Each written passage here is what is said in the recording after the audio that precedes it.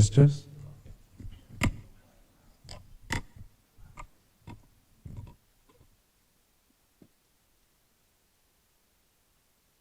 Good evening, everyone. Thank you for joining us tonight at Sinai Temple. On behalf of the Sinai Temple Israel Center, we want to welcome you here for this special conversation with Ambassador Dan Shapiro. I want to thank our partners this evening, for not just this evening, but also the entire conversations, both Thursday night and tonight, about the future of peace in the Middle East and the Abraham Accords. We want to thank the Consulate General of Israel to the Pacific Southwest, Dr. Hillel Newman and his team, the Ecumenical and Interreligious Office of the Catholic Archdiocese of Los Angeles. Father Alexi is here. Thank you, Father, for joining us tonight. The Iranian American Jewish Federation, Jewish Broadcasting Service, Jewish National Fund, stand with us. We have a representative, Aaron Alkabetz, in the back. Temple Shalom of Greenwich, Connecticut, the Jewish Federation of Greater Los Angeles, and the UCLA Eunice and Sarai Nazarian Center for Israel Studies. We have with us Maura Resnick, who was here before, as well as Sharon Nazarian. Is Sharon there? There he is. She is. And also Saraya. And it's so wonderful to see you and your family joining us tonight. We are going to rise to begin this evening to celebrate the unbreakable bond between the United States and Israel as Cantor Feldman leads us in the National Anthems of the United States of America and the State of Israel.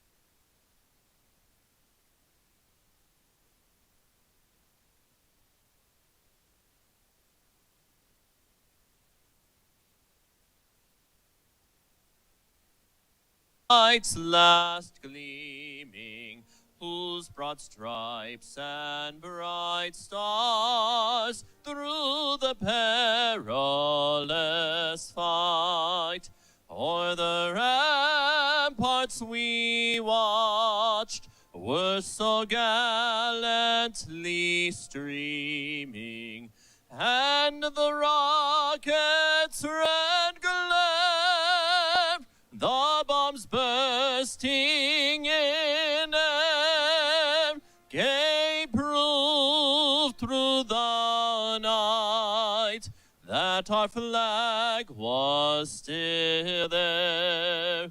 Oh, say does that star-spangled banner yet wave o'er the land of the free and the home of the brave?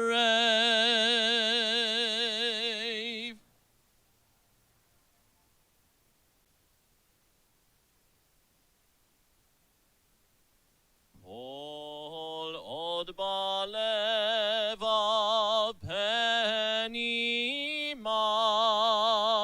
Nefesh Yehudi Omiyah, Ulfate Mizrach Kadima, Ayin Letzion Sophia, Od love da tikvateinu, hatikva bat shnot alpayim, liot am chofshi be'artzeinu, Eretz Zion Yerushalayim, liot am chofshi be'artzeinu, Eretz Zion Yerushalayim. You may be seated. As I said last week, it's just a warm-up for next Sunday night, so please join us for the High Holy Days. To begin our program, we're going to have opening remarks from the Consul General's office. We are honored that Consul for Public Diplomacy, Carmel Halevi, has joined us this evening. Carmel is new to Los Angeles, just the first couple of months. She spent weeks. Do you know where you are? No.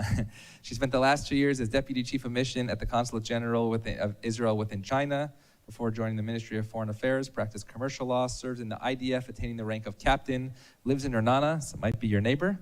And we're honored to have Consul for the Public Diplomacy, Carmel Halevi.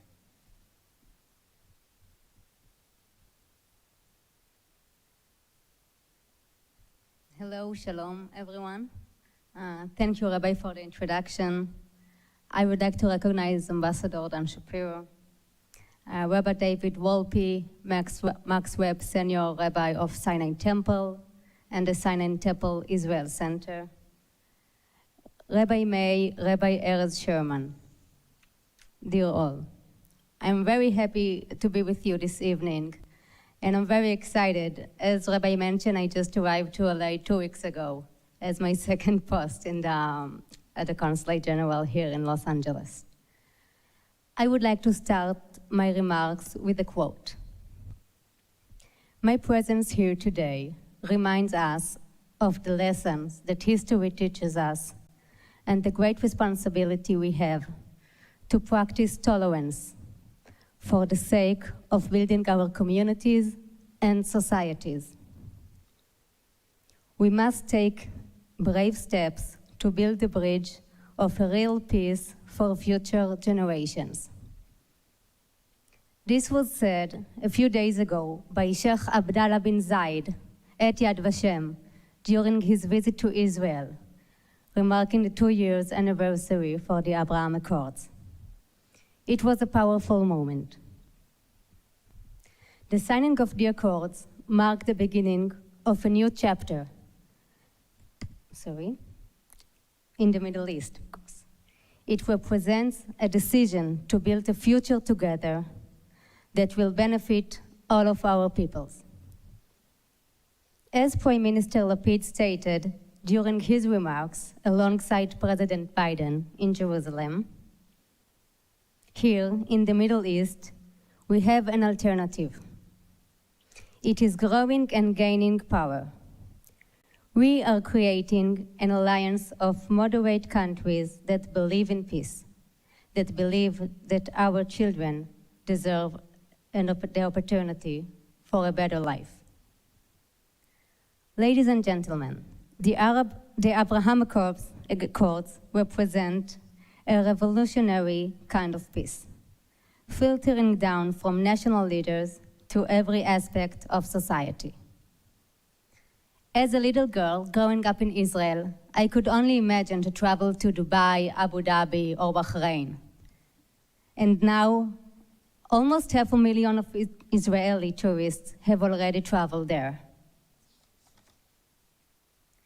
The Negev Summit, the Israeli Pavilion at the 2020 Dubai Expo, the high-level visits, 34 agreements that have been signed between Israel and the UAE, and 24 with Bahrain. Billion that has been increasing the trade.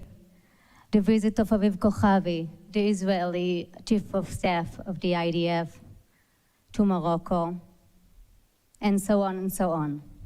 We can continue being practical and talk with numbers, but I believe that in this case, the whole is greater than some of its parts. Peace begets peace, and the Accords open the door to additional peace agreements. They pave the way to that goal and serve to effectively consolidate the moderate forces in the Middle East. So I would like to thank you again, and I'll take this opportunity to wish you all Shana Tova, Happy New Year, and peace will be upon us all. Amen.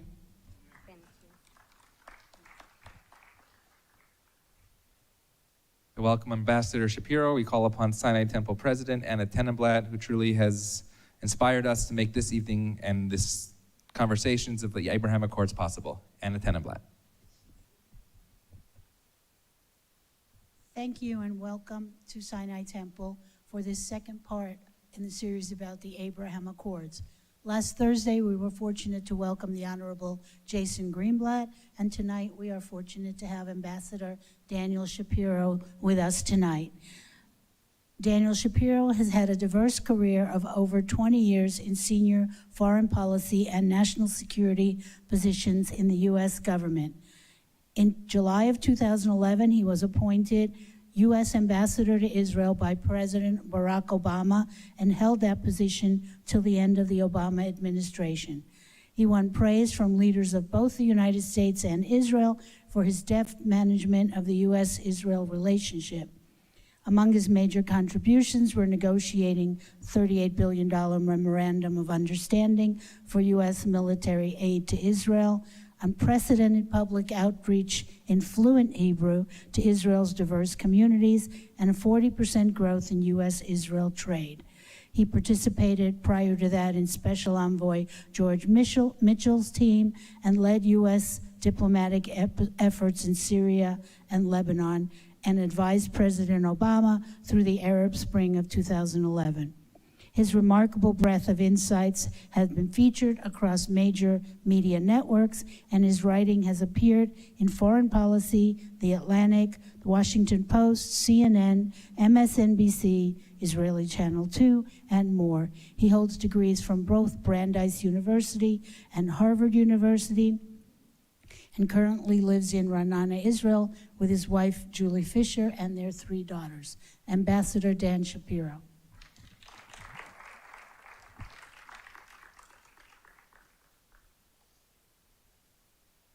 No, last week they had me over there, left, right, so I don't know. And I'm just kidding. No.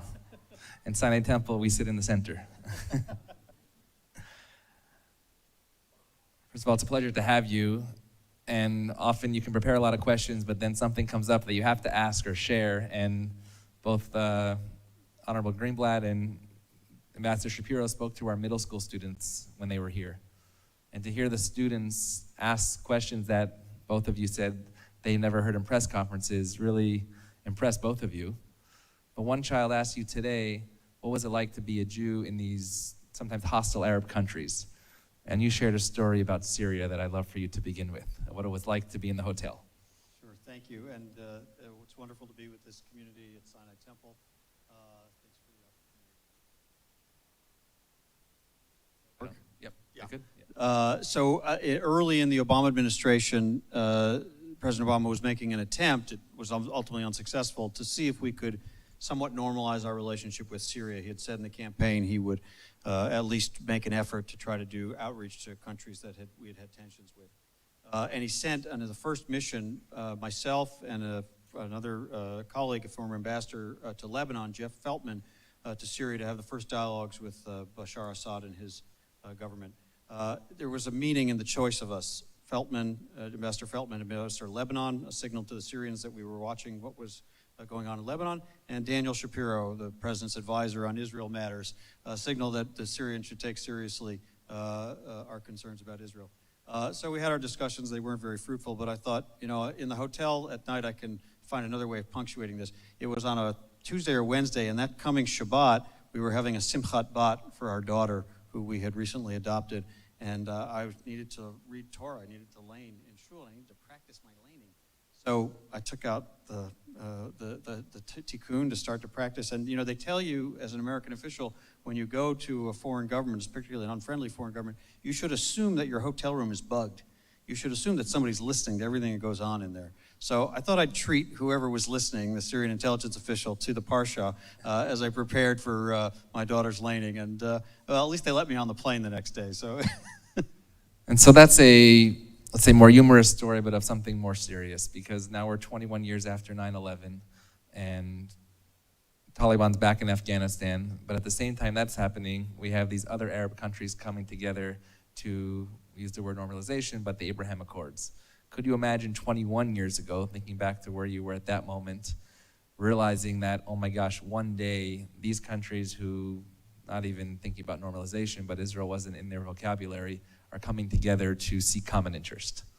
No, that was not on my agenda. I mentioned earlier that someone who devotes their career to the Middle East has a lot of hardships or hard days, a lot of putting out fires, a lot of responding to negative things, a lot of trying to prevent bad things from happening, a lot of banging your heads against brick walls. Actually, I got into public service to try to help advance Israeli-Palestinian peace. It was early in the Oslo Accords period when things looked hopeful. That may be the last time I can remember a really hopeful period, and it quickly deteriorated.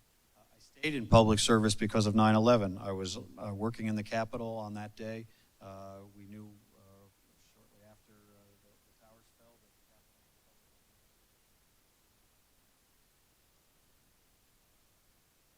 knew then that my responsibility was to try to help create a better and more peaceful region and prevent those threats from affecting the United States and our children and our allies. So I spent most of the next couple of decades really trying to help address those concerns, ensure Israel had the means to defend itself with Iron Dome, with a big $38 billion military assistance package that was to try to advance peace talks with the Palestinians, again, head against a brick wall. But not really on the agenda was the idea that several Arab states would take it upon themselves to step forward and say, we are tired of sublimating our interests to a stalemate. And rather than adhere to a sequence that says only after the Israeli-Palestinian issue is totally solved will we begin to normalize relations with Israel, we will begin now to treat Israel as a legitimate, normal country, have a peace agreement, have full relations with them, exchange ambassadors, begin commerce and tourism and trade. And that is a wonderful thing, to finally have, maybe the first time in the last 30 years, something really positive to focus on, throwing myself at it in my current professional work. So you said that they took it upon themselves. Is there an inflection point that these countries, either singularly or as a group, said, it's time? Or was it a conglomeration of both the external threats of Iran, for instance, or was it saying, we can do this, there are common interests that both can help us, and who cares about the others? The external threat of Iran was definitely a source of pulling Israel and these Arab states, particularly in the Gulf, together. But that didn't require normalization. Already for several years, even when I was in government, Israel and UAE officials would meet quietly in hotel rooms in Washington. There were security channels, intelligence channels. They had means of coordinating to deal with the common threats they faced. It was a different order decision to bring this out in the open. And, some people have asked, well, why didn't it happen earlier? And I actually think among the reasons was that it required a generational shift of leadership in the Arab world. The Saudi king, Abdullah, previous king, led the Arab Peace Initiative of 2002, which set out this sequence of first two states with Palestinians and only then normalization. And he lived well into his 90s and served as king until 2015. I think it was unthinkable that any Arab leader, and certainly the Saudis themselves, or the UAE, so closely identified with the Saudis, would break with that consensus and that sequence while he was still alive. So there was a shift. Another Saudi king came in of the same generation, King Salman, but quickly with a new and young and very influential and somewhat maybe iconoclastic in good and maybe not as good ways, Crown Prince Mohammed bin Salman, with the UAE leadership of a different generation also emerging. And I think they understood their interests differently, and they were tired of waiting for a breakthrough that never seemed to come. And, of course, they had a good relationship with the Trump administration, and I want to give credit to Jason Greenblatt and his colleagues and those in the administration who worked on that issue, who helped create an atmosphere in which that was more likely. But then there was another interesting breakthrough moment when Israel was considering, in the summer of 2020, annexing part of the West Bank in a way that, in my judgment, would have probably made a two-state solution with the Palestinians impossible. That was the moment the UAE decided to step forward and say, we believe Israel is a friend and an opportunity, and we can normalize our relationship, but it can't be done at the same time that annexation in the West Bank is happening. They argued that doing this was a way to preserve a two-state solution. So there are a lot of different factors, generational shift, Iran, of course, in the background, and then that critical moment of the Palestinian issue. So there's two areas. There's top down and there's outside in. So let's start top down first, because in terms of the other Arab countries, you're saying that the top, in terms of the leadership, really changed their focus, and obviously it led to the peoples. And it seems like there's this dichotomy between the leaders and then the peoples. Is that possible within the Palestinian leadership? As I've heard you speak a couple of times today, you said, you know what, right now, just no. Is that possible? And if it is, not today, but maybe however long down the road, are there either names or people that you see on the ground that want that change also from the top?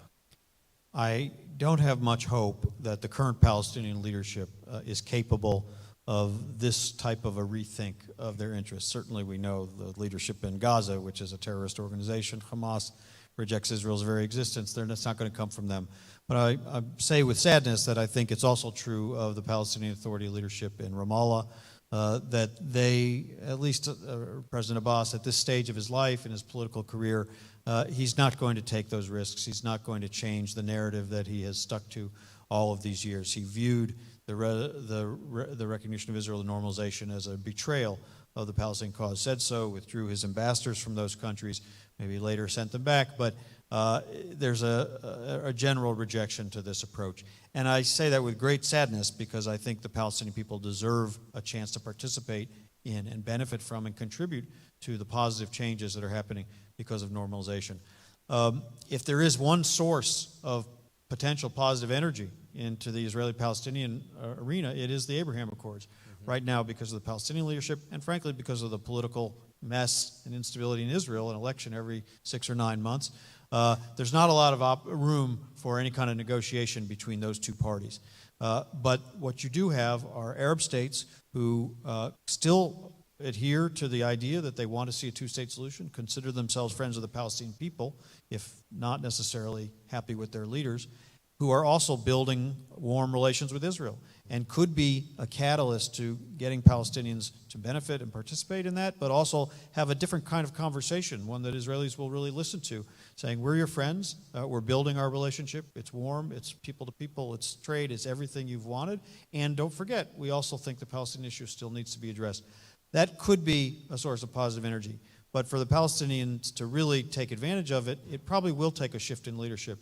I have some ideas of some very smart and very thoughtful and worldly Palestinian people of a different generation in the business community, in the technology community, who I would love to see emerge into positions of political influence. They haven't really been permitted to. I think if I named them, it would only harm their prospects, so I won't do that. But Heard first at Sinai Temple.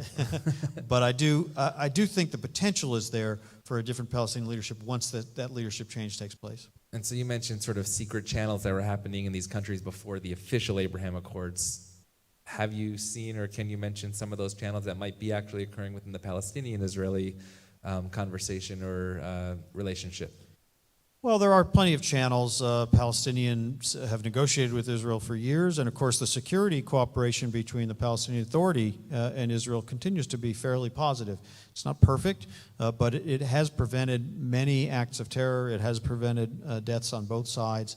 So, we know there is some ability to talk to each other.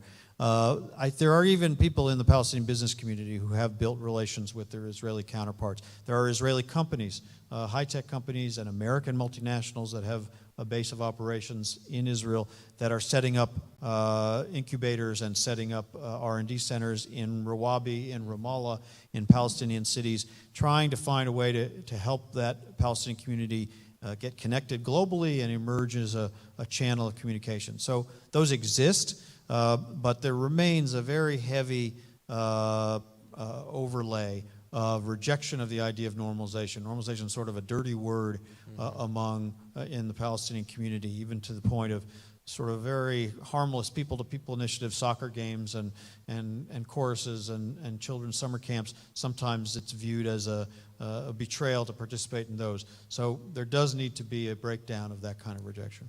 Before we go on to the next question, if you have questions as well, Gary Feynman's in the back. He's waving his hand back there. He has note cards, so you can ask for a note card. You can write a question, and then Gary will bring them up, and we'll sift through those as well. How about the Israeli Arab population? How does how are they viewing the Abraham Accords, both from the outside and then also looking on the inside in terms of their own brothers and sisters?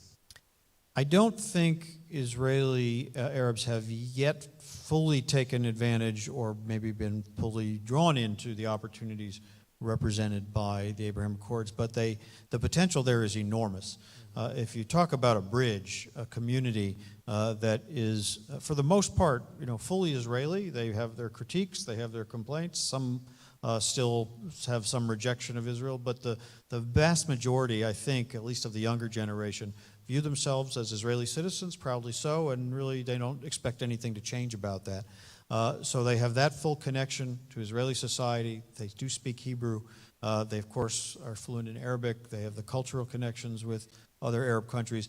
Many of them, there are a lot of initiatives by the government, by various foundations, by various companies to try to get them the training and the education and the high-tech skills that make them, allow them to participate more in the Israeli high-tech economy. If you think about them as a bridge to not just the societies of countries that have already normalized, but the countries that have not yet normalized, the opportunity for them and the opportunity for the contribution they can make is really quite tremendous. But I do think it's early days, and we haven't seen that fully blossom the way I hope it will. I know some people in that community as well who I'm recruiting to do some work with me because I think that voice needs to be uplifted in this story. And when you talk about the younger generation, it's not only about these Arab countries learning about Israel, but it's actually about Israelis learning about these countries. Any real-life data, when you're hearing about Israelis going to these countries and actually opening up their mind in terms of what's happening in the Arab society today? You mentioned your work with the Arab Spring. How does maybe the events of the Arab Spring compare to the events of the Arab world of the countries that are actually working with the Abraham Accords in Israel? I mean, that's part of what's so inspiring about this moment, that the connections, cultural, historical, religious, culinary, between these societies are now being explored and being drawn out much more in the open. And there's the narrative among younger Arabs is there's something very natural about Arabs and Israelis or Muslims and Jews working together, living together, studying together, something that actually has happened for centuries in the Middle East, not always without difficulty, but often as neighbors and as friends and as colleagues. So there's no reason it shouldn't happen now, and there's a great deal of curiosity.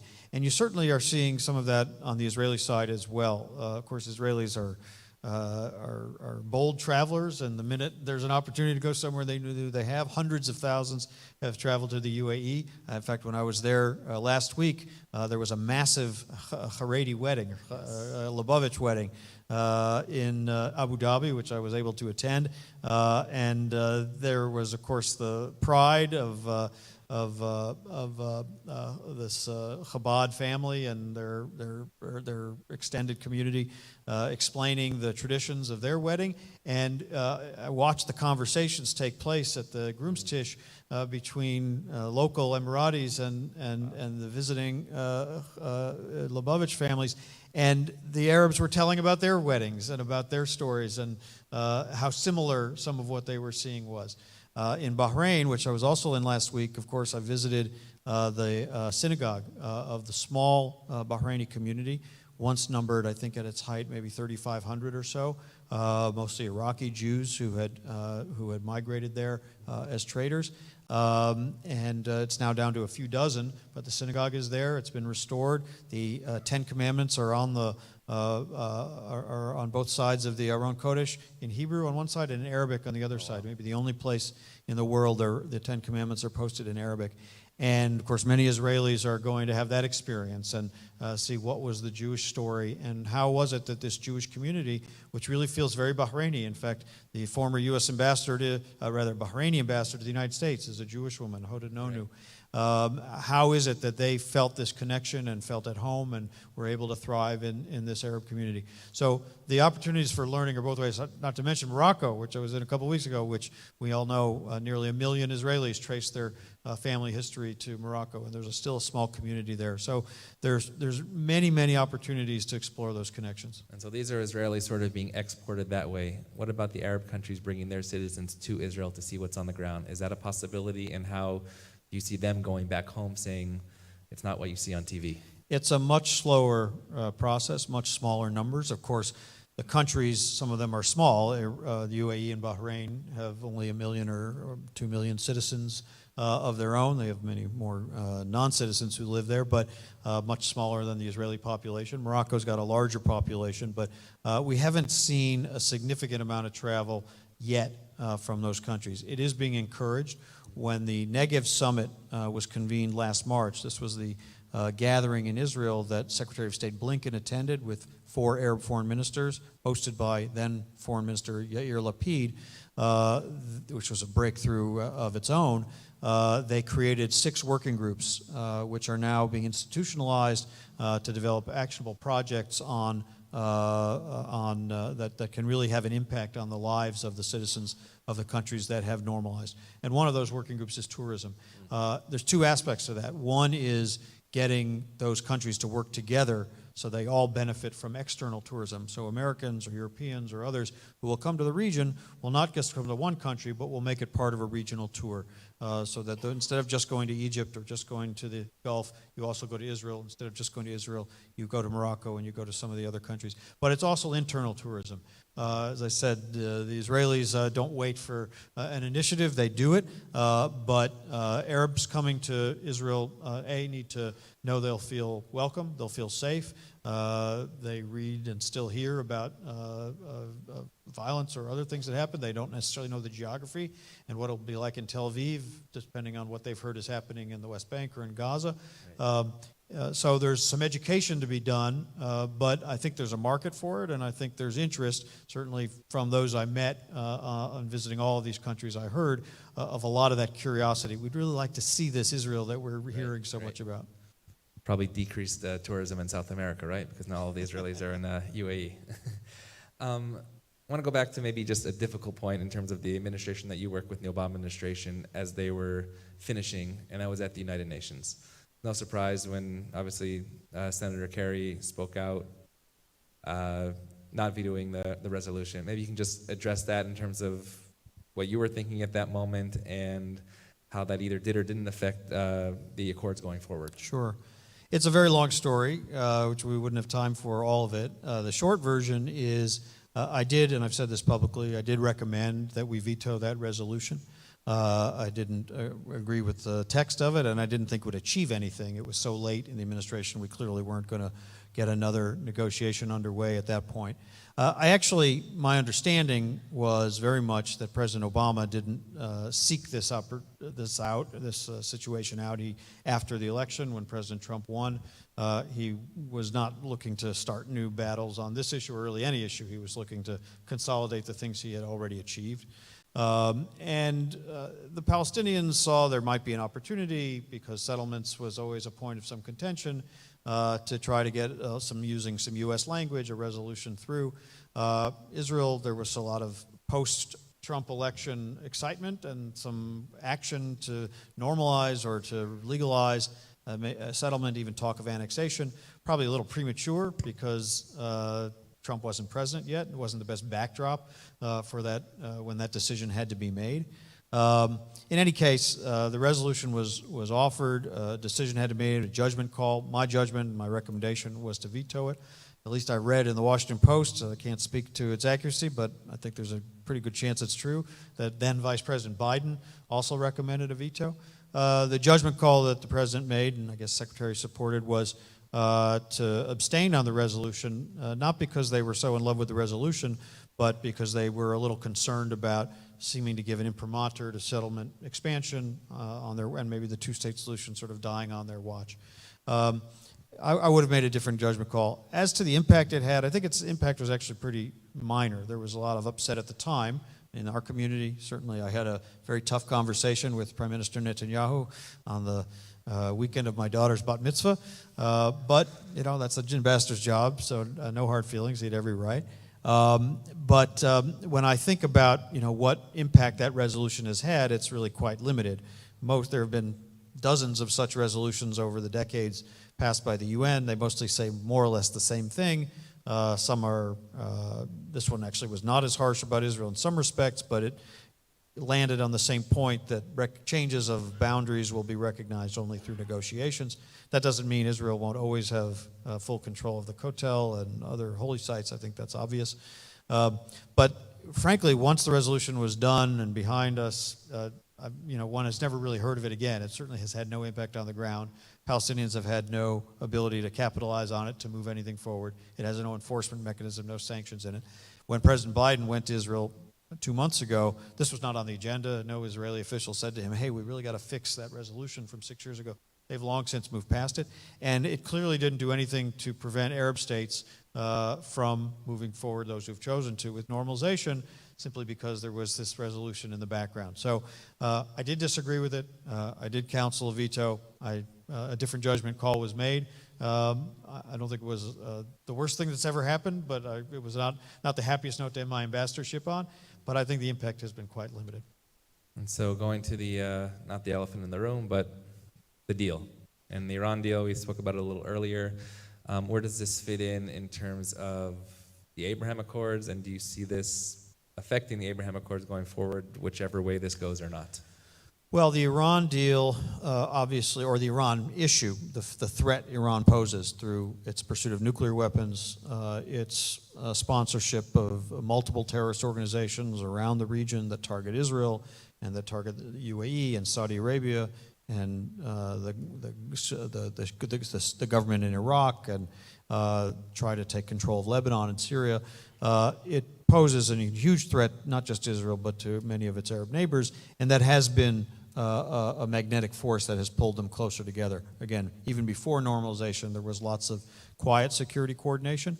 It is probably true that the majority of them disagreed with the Iran deal when it was struck in 2015. Some even appreciated the way Prime Minister Netanyahu fought publicly, including in his speech in Congress against it. A backhanded compliment I've heard of President Obama is that maybe the deal had the effect of pulling Arabs and Israelis closer together. But with or without the deal, I think that process was likely. Today, they're similarly aligned, trying to argue to the administration against the Iran deal. And that's understandable. At the same time, it wasn't necessary for them to move forward with normalization. Normalization, again, or they didn't need normalization to cooperate on that issue. Normalization represents building on other opportunities for trade, for technology, for people-to-people relations. But maybe as a collective, creating themselves as a coalition that forms a bulwark against Iranian influence, not just its nuclear program, but its influence to try to change the narrative of the region in its favor. So to that degree, there is a connection between the two. Where there's a difference, however, is what to do if the deal fails. Israel is pretty clear that they don't want the deal to happen, and after that they want a military option on the table, their own, an American military option. Of course, if there's no deal, we will be faced with Iran as a nuclear threshold state in perpetuity. Very dangerous situation, and we'll all have to figure out how to deal with that. The Arab states are very nervous about that. They're closer to Iran, right across the Persian Gulf, or the Arabian Gulf as they call it. They believe rightly that they are in Iran's sights and maybe the first targets, and so they are trying not to provoke Iran. Even as they criticize Iran, they do diplomatic outreach. The Saudis have sent envoys. The UAE is returning an ambassador to Tehran after several years without one. And they are not, they don't like the idea that they will be seen as part of a military coalition against Iran. They don't like the idea that an American or an Israeli attack might be associated with them or seem to come from their territory or their waters. When President Biden traveled to the region in July, before he left, there was a lot of discussion about an integrated air defense linking Israeli Iron Dome and other missile defense systems and the U.S. systems in the Gulf and radars across the region so that all the countries could help protect each other from rockets or missiles launched from Iran or from the proxies. It's a great idea. And as soon as he got out there, the air sort of went out that balloon because the Saudis and the Emiratis didn't want to put on the table the idea that they were somehow in a military alliance against Iran. So even though they share the sense of threat, and that has been a force pulling them together, it's not necessarily true that they'll always agree on the best way to handle the threat depending on how it evolves. So over the day, I've heard you talk a lot about sort of making the choice of two bad choices, whether it's Iran and also in terms of Saudi Arabia as well. So I want to ask a Saudi Arabia question, then we're going to get to these questions as well. Saudi Arabia, in terms of their relationship with Turkey and the infamous or famous fist bump by Biden, whether that was a COVID fist bump or not. But how does that fit in? Last week we asked if we were going to say L'shana haba bi Yerad habnyar. Are we going to sit in a rebuilt Riyadh? What is the importance of Saudi Arabia either sort of putting their foot in the game, Abraham Accords, or doing small things to show them that we're dancing together? Saudi Arabia is part of this shift. There's no question. I mentioned Mohammed bin Salman, the crown prince, is a different thinker. He's very modern in his thinking in some ways. He's willing to break with past positions. He seems clearly to view Israel, he has said this publicly, as a potential partner and opportunity. He also obviously continues to, he's done a lot of important social changes in Saudi Arabia. Women are driving, women are working, and men and women are socializing together in ways that really were unthinkable just a few years ago. At the same time, he's been quite brutal to people he perceives as political opponents. Of course, the Khashoggi murder hangs heavily over this story. It's still not exactly clear which version of him will move forward. But as to the possibility of normalization between Saudi Arabia and Israel, it's on the table. When President Biden went, he consolidated, it took a lot of hard work and a lot of diplomacy, a Saudi decision to allow Israeli overflights or flights of any airline flying over Saudi airspace to and from Israel. That is not the same as an embassy. That is not the same as full recognition or commerce or trade or tourism, but it's an important and very public step that seems to be clearly on the road toward what the Crown Prince is likely to do when he is king, assuming he becomes king. His father's quite aged. That said, and it's also likely that other countries, the UAE and even more so Bahrain, would not have taken the step they did without some signal that the Saudis supported it and see them as kind of the first movers in something that will take place later. If and when Saudi Arabia does this, it will have enormous influence. Their influence not just in the Arab world, but in the Muslim world, because they're the custodians of the two holiest sites in Islam, will reshape fundamentally the thinking of many Arabs and Muslims about the timing and the willingness to do this. So some Arab states may be holding back to wait and see what the Saudis do, and the Saudis may be holding back because they may think they would get more in a transactional sense from a Republican administration in 2025, if there is one, than they might get from the Biden administration right now. But the Biden administration is working on this issue. Again, one important step was taken. I don't think it's going to be the last step that will happen on their watch. And it's very important that we all work to make that normalization happen. So questions from our audience tonight.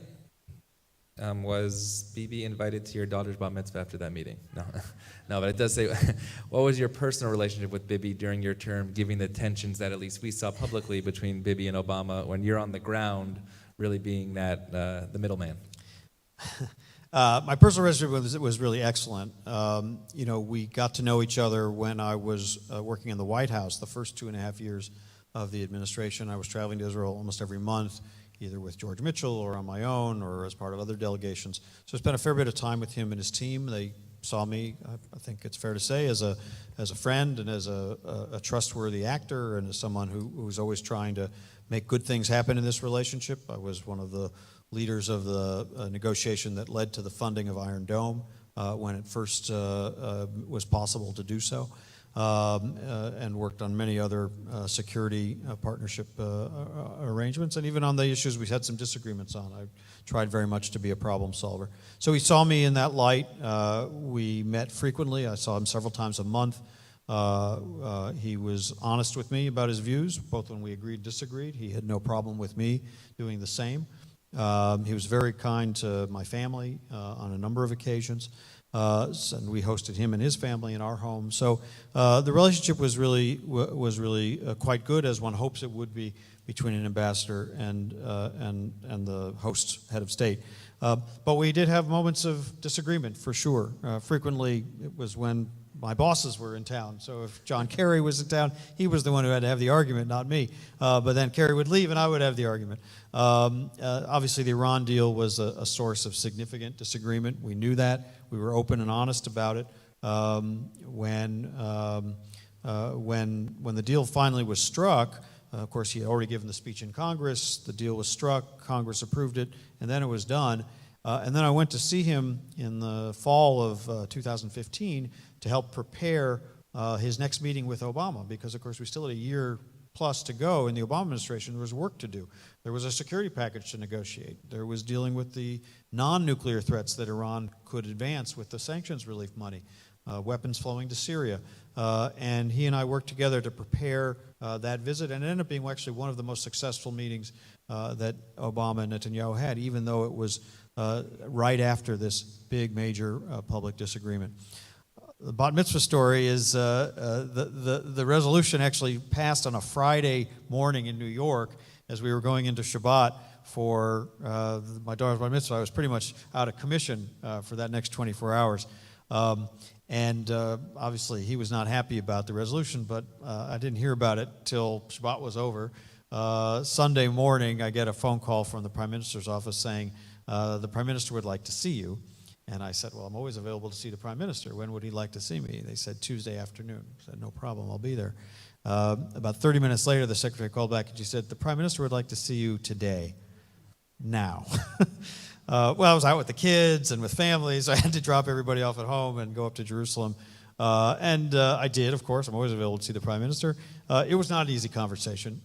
He was obviously very unhappy about the resolution. And although I disagreed with the resolution, my position was to represent the decision that the administration had taken and to correct some misimpressions I think he had.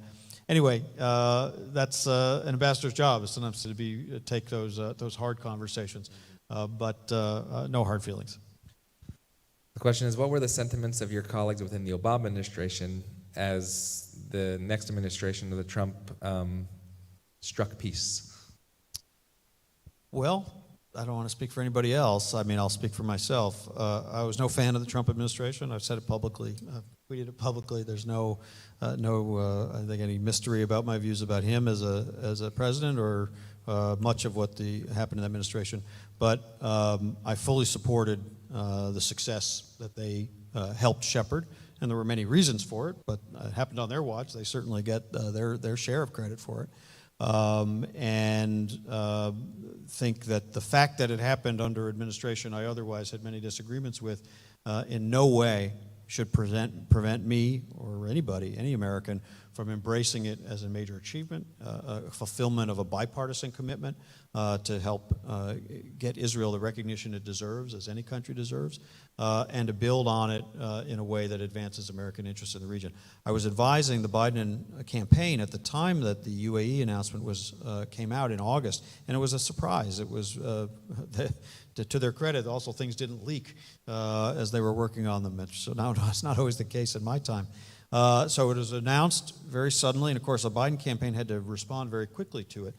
I worked on the statement that came out, and I'd say in under 2 hours, the candidate, Biden, put out a statement in his name, fully endorsing it. And it may be the only time in that whole campaign that he had something positive to say about a Trump administration initiative. He said, this is a fulfillment of a bipartisan commitment. This is in our interest. I will work to expand it. I will work to get other countries to sign up to it. I will try to harness it in positive ways for the Palestinian-Israeli conflict as well. and no ifs, ands, or buts about it. I think it was exactly the right way to respond. Did every single person in the Democratic foreign policy establishment get the memo? I suppose probably it takes a little time for that to wash through the system. And that may be why things got off to a little bit of a slow start the first few months of the administration, in addition to the other huge crises, climate, COVID, China, other major issues that they were paying attention to. But within a few months, they were using the term Abraham Accords. They were, Secretary Blinken was going to the Negev Summit. President Biden put this very much on his agenda during his trip to the region. I think it's a settled question whether this is a fully bipartisan issue or not. It is. This is an interesting question that's come up over the last couple lectures that we've had today as well, because we've spoken about the Middle East and the countries in the Gulf, but now Russia and Ukraine have come into the picture, which was not necessarily in the picture when the Abraham Accords were created. The question is that at first it seemed that Israel was forced to remain neutral in terms of the Russia-Ukraine crisis. And somebody said this earlier today, is it because of the Russian Jews that are still there, or how does that piece work? But what do you see first as the Israeli-Ukraine relationship, and then also as the Israeli-Russian relationship going in the future? And how does that fit into this accord process? Sure. Well, Israel has had understandable reasons to be very cautious about how it approaches this crisis. First of all, it has had good relations with both with both Ukraine and Russia before the crisis. Actually, my daughter goes to school at the American school with the son of the Ukrainian ambassador, whose family is obviously going through a hard time. But the ambassador there is a very popular figure, very welcome. Even before the war started, was somebody who had an excellent relationship with the Israelis. But Israel, as I said, has reason to be cautious. Two reasons. One is that Russia controls the skies of Syria, and Israel has been able to conduct hundreds, perhaps over 1,000 raids in Syria against Iranian weapons shipped into Syria, either to target Israel from Syria or on their way to Lebanon to Hezbollah's hands. And that has been made possible by a very shrewd and effective diplomatic and then military deconfliction effort that has been undertaken between Israel and Russia. Russia could make that a lot more difficult if they wanted to. I'm not sure they could prevent Israel completely, but they could certainly make it more complicated, and they have chosen not to do that. And Israel would like to make sure that they continue to have that freedom of action in Syria. The other reason, as you mentioned, is the Jewish community in Russia, which generally has not been targeted by the Putin government, but always lives, as anybody does in Russia, a little bit uncomfortably, that if they're on the wrong side of Putin, bad things can happen. And indeed, just in the last month or two, as Russia has felt Israel has been leaning a little bit too much in the correct direction of Ukraine, they've shut down the offices of the Jewish Agency on some legal pretext. That will make it much more difficult for Russians who choose to make Aliyah and leave Russia, to Russian Jews to do so. So they have good reasons to be careful. That said, they also have the United States, their closest ally, placing this as its highest foreign policy priority to reverse the Russian invasion, the unjustified and unprovoked invasion of a sovereign state, to ensure that Ukraine survives and can ultimately repel that and win.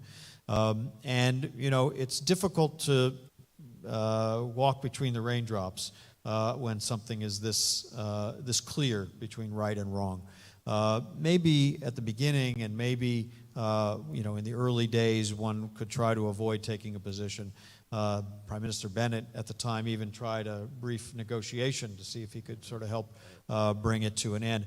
But it's long since past the point where it's a deluge, and right and wrong is very, very clear in this case. Israel, which sees itself firmly in the camp of democratic nations, has gradually increased the kinds of assistance it's given Ukraine. First it was humanitarian and medical assistance. Now it's some defensive equipment as well. They still would prefer not to provide equipment that might actually result in Russian deaths. But I think the trend is moving in that direction. But this is a moment. Some of the Arab states too, because of their own relationships with Russia, have sort of wavered a bit. The UAE sits on the UN Security Council and initially abstained on a resolution condemning the Russian invasion, and others abstained on a UN General Assembly resolution. And I think this is a moment when, as this coalition of Arab and Israeli actors pulls together to become a really cohesive group in the Middle East, it's important that the United States be the key partner to the emergence of that coalition, and as the key partner, make clear to those partners that we expect them to ensure that they align themselves with U.S. interests, at least when our most important interests are threatened, whether that's by Russia or whether that's by China. These are tough conversations, but they will only be made tougher if we are not at the table showing that we're making our security commitments to those countries and then in return expecting their partnership. So two things you said, one about walking in between the raindrops, and then Israel sees itself as a democratic country. A hot topic in rabbinical school is, can Israel be a Jewish democratic state with a two-state solution next to it? This question is from online. We're a hybrid audience. So is there a future for Israel as a Jewish democratic state with a two-state solution in side by side? Well, I think a two-state solution is necessary for many reasons. It's the only actual end to the Israeli-Palestinian conflict. Of course, it has to be met with all of the necessary features of security protections for Israel and proper access to holy sites and no right of return and these types of things. But in the absence of a two-state solution, of course, Palestinians won't achieve their legitimate aspirations for and rights for freedom in a state of their own. But Israel will see its future as a Jewish democratic state jeopardized, which, by the way, is bad for the United States. But it's bad for Israel. It's bad for Zionism. Zionism always contained within it the tension between Israel as both a Jewish and a democratic state. And it has been both, and it can be both. But it's very difficult to be both if it doesn't have a very significant Jewish majority population. And it does within the borders of Israel from 1967. I don't expect ever those borders to be exactly replicated. There are certainly communities across the Green Line which would be swapped and retained by Israel in any kind of settlement. But if Israel maintains control over all of that territory, and those Palestinian citizens those Palestinian residents would be given the rights of citizenship, suddenly the democratic balance changes dramatically, and it may not be a Jewish state much longer. Or if they're not, then we have in perpetuity something not democratic, not in all of Israel, but in the territory it controls in the West Bank. And so and of course many younger Palestinians are saying two states is over, it's dead, it's my parents' dream, all I want is the rights of citizenship. Many Palestinians young are saying Palestinians that. are Can you saying expand that. on that? Yeah, many young Palestinians say, all we want is one entity with equal rights between the river and the sea. And, that's sort of, hard to argue with in some sense because, why shouldn't anybody have the same rights? The way to prevent that is the creation of a two-state solution. I think this will actually be, over time, an important dialogue between Israel and its new Arab partners. When the UAE and Bahrain and Morocco say to Israel, we believe in you, we want to be your partner, we believe you should exist as a Jewish state, you have every right to do so. We also believe that Palestinians have rights, and we want to see that realized or at least preserved as an option. It may take different Palestinian leaders, we don't even know their names yet, to actually do what they need to do on their side. I do think that will have some influence on the Israeli public and government's perceptions of how it should act. So two states is not easy. It's not, some people say it's not even possible anymore. I believe it is possible with the right kind of political leadership on both sides. I think we're in a moment, the Biden administration isn't trying to get a negotiation going on that, and I think that's the right decision. There isn't the recipe to do that or the ingredients to do that among the leaders on both sides or even the publics on both sides.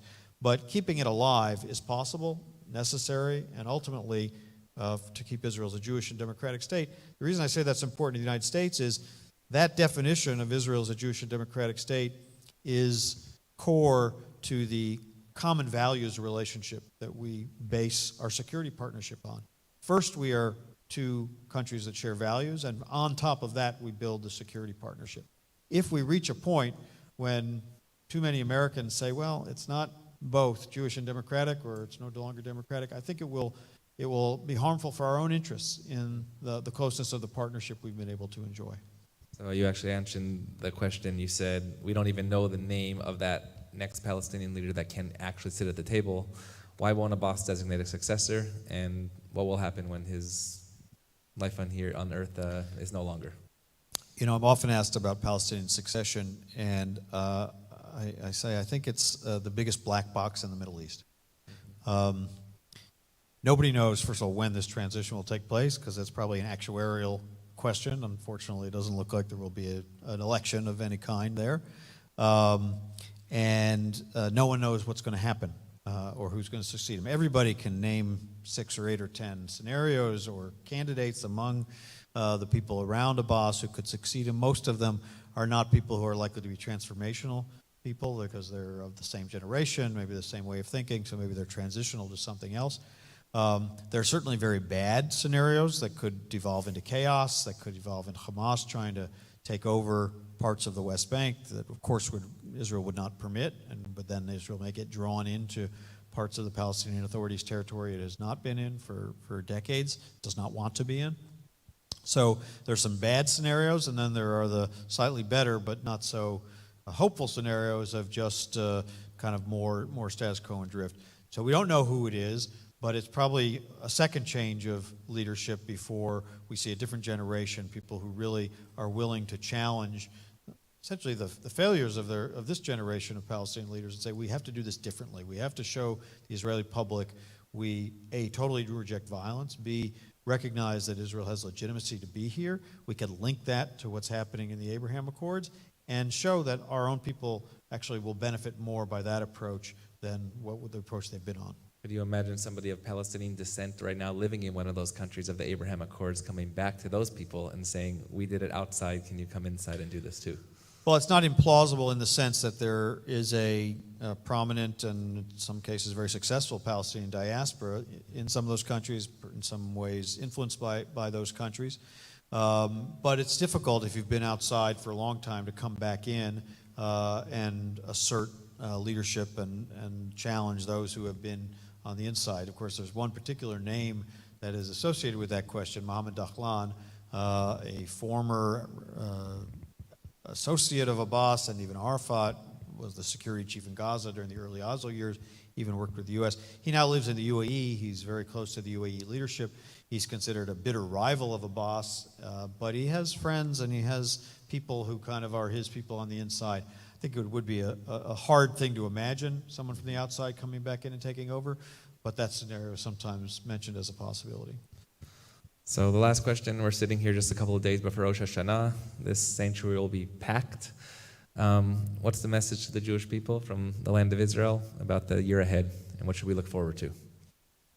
Well, first of all, wish everybody a sweet and fulfilling and healthy new year. That's the most important thing. It is a year of real possibility to take what has already happened over the last 2 years and build on it, to see much deeper connections drawn that really deliver meaningful benefits to the citizens of these countries across all the different domains that these societies can now work together in commerce and in tourism and in health and in education and water and agriculture technology. It is an opportunity to help, and everybody in our community can do this, build these connections by traveling to the UAE, to Bahrain, to Morocco, maybe to other Arab countries. Everyone in our community has friends and family in Israel and can help build those connections ourselves, sponsor different sorts of exchanges. And it's an opportunity for new countries that have not yet taken this step to realize, as they see the benefits others are experiencing, that they want to be part of that club. So there's work to do on the Israeli side. Of course, they got to get through their election first. There's work to do on the American side and in the American Jewish community side, working with Israelis, working with Arab states.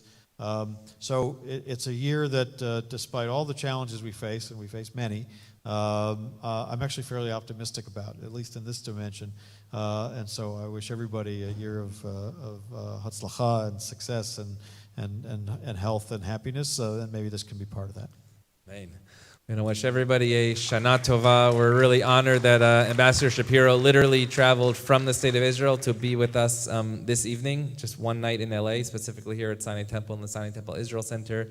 Again, thank you to all of our partners, and Osei Shalom. We pray that God who brings peace to heaven should bring peace to here as well. Amen. Have a wonderful evening.